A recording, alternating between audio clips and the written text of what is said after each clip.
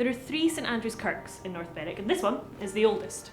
Built in 1177, definitely on top of the site of an earlier 7th century chapel, but possibly also on the site of an earlier pre-Christian place of worship. It was used by the pilgrims coming in and out of the harbour to pray for safe passage. This site was one of the focal points for one of the most turbulent moments in Scottish history, the North Berwick witch trials. The town of Salem, Massachusetts in the USA, is synonymous with witch trials and the moral panic that surrounded communities in the early modern era.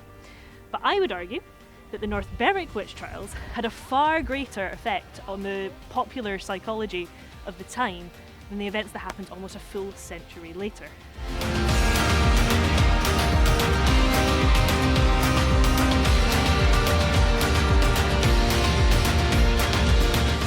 Allow me to set the scene for you. The year is 1590, King James VI is 24 years old and newly married. The University of Edinburgh is only 8 years old, and England and Spain are more or less solely occupied with each other. If I'm being generous, I would call it a brief golden period where Scotland is concerned. The area where I'm standing is the Old Kirk Green in North Berwick. Now, this is one of my favourite areas of the town for a few reasons. Not only is it a beautiful open green space with the ruins of the old 12th century St Andrews Kirk, but it was also the stage for one of the most dramatic events of the 16th century. Now for this next bit, fans of the show Outlander might recognise one of the major players from the early days of the trial. One of the first women arrested was a young maidservant from Trinent called Gillis Duncan, who, after facing brutal torture, gave up the names of 70 other witches and set the ball rolling for the trial of the century.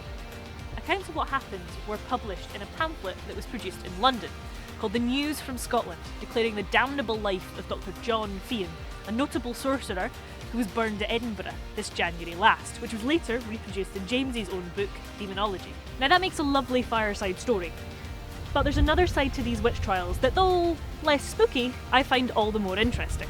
One of the other men accused of being involved, in fact the man who was accused of being at the root of the whole plot, is a man called Francis Stewart, the 5th Earl of Bothwell.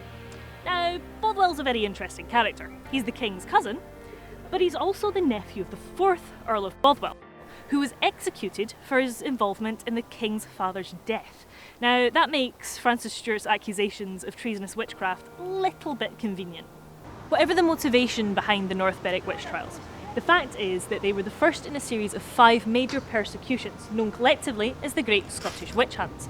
They were also a major power move for James. North Berwick is a town with a colourful and varied history, but we just don't have time to go over it all today.